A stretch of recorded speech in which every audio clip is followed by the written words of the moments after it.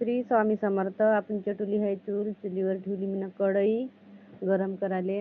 आता आपण बनवणार आहे मुरमुऱ्याचा नाश्ता. त्याच्यासाठी लागणारे साहित्य घेतले आहे. 2 वाटी मुरमुरे घेतले होते. जे आपल्याला साहित्य लागते ते पूर्ण घेतलं आहे तिथं. कढीपत्ता, मिरच्या, टमाटर, कांदा, शेंगदाणे, मॅगी मसाल्याची पुडी, चटणी, मीठ, हळद. माझ्या यूट्यूब चॅनलमध्ये तुमचं स्वागत आहे. कांदा घेतला. कांद्याला तर बारीक बारीक कापून घेणार मी. एक कांदा घेतला होता. हा मुरमुऱ्याचा नाश्ता खायला खूप चांगला लागते, चविष्ट. हे टमाटर घेणार मी. ते टमाटर बी असं बारीक बारीक कापून घेणार.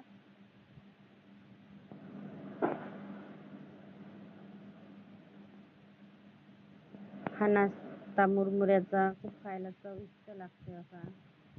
जे मिरच्या घेतल्या होत्या 5-6 ते बी कापून घेणार. सांबार घेतला आहे. एक गडवा पाणी घेतलं. मी पहिलेच मुरमुरे पाणी घेतले होते. आता त्याच्यामध्ये 1 गडवा पाणी टाकणार मी. चांगले आपले मुरमुऱ्याचे भिजले पाहिजे, नरम आले पाहिजे असे धुवून टाकणार मी त्याने. आता मला थोडं पाणी कमी वाटलं, मी डबल पाणी घेतलं. म्हणजे आपले मुरमुरे असे पाण्यात भिजले पाहिजे असे. आता मी या मुरमुऱ्याला चांगले स्वच्छपणे हे करून धुवून घेणार आणि आता ते पिळून टाकणार, जेणेकरून आपल्या मुरमुऱ्यात पाणी नसलं पाहिजे. मुरमुऱ्याच्या नाश्त्यासाठी कढई गरम करायला ठेवली होती पहिलेच. आता त्याच्यामध्ये 2 बुटले तेल टाकून घेणार. आता आपण शेंगदाणे त्या तेलामध्ये हे करून चांगले भाजून घेणार.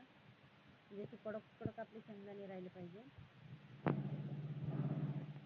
माझे शेंगदाणे झाले आहे, मी काढून घेणार शेंगदाणे.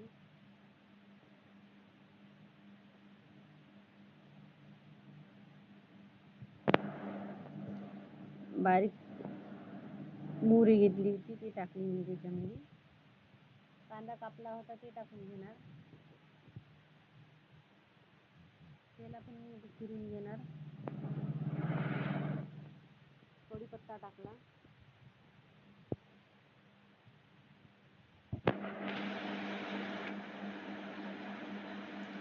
आपण जे मिरच्या कापल्या होत्या ते टाकून घेणार मी मिरच्या त्याच्यामध्ये.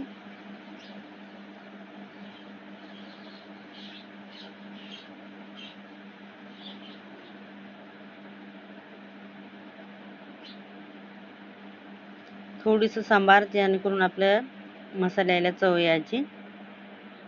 मी नेहमीच कोण्याही भाजीमध्ये सांबार जर राहिला तर मी मसाल्यामध्ये राहो या कांद्याचं हे काही करत राहो, त्याच्यामध्ये सांबार नेहमीच टाकतो मी. आणि टमाटर जे बारीक केलं होतं आपण ते टमाटर त्याच्यात टाकून घेतलं. आता एक झाकणी ठेवून देतो मी झाकून 1 मिनिटासाठी. आता आपलं टमाटर शिजलंच आहे, तर त्याला असं फिरून घेणार मी डबल. आता आपल्याला जे साहित्य लागते ते अर्धी चम्मच हळद टाकलं. चवीनुसार मी मीठ घेणार. तुम्ही तुमच्या चवीनुसार टाका मीठ. मी माझ्या चवीनुसार मीठ टाकत आहो. 1 चम्मच लाल तिखट घेतलं साधंवालं आपलं. काहून तर पहिले मिरच्या होत्या ना 4-5 घेतलेल्या. आता मॅगी मसाल्याची पुडी, याने करून आपल्या मुरमुऱ्याला चव येते मॅगी मसाल्याच्या पुडीनं. हा मुरमुऱ्याचा नाश्ता खूप खायला चविष्ट लागते. आता याला मी कालून घेणार पूर्ण.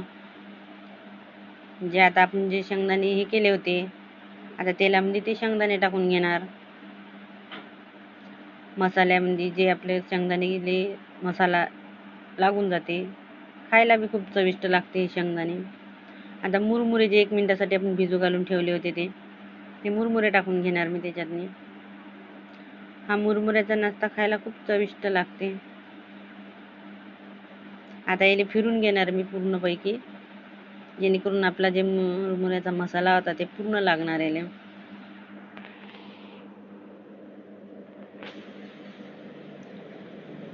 माझे व्हिडिओ जर तुम्हाला आवडत असेल ताई, तर मला लाईक करा, शेअर करा, कमेंट्स करा, सबस्क्राईब करा. घरगुती आपली रेसिपी गावची.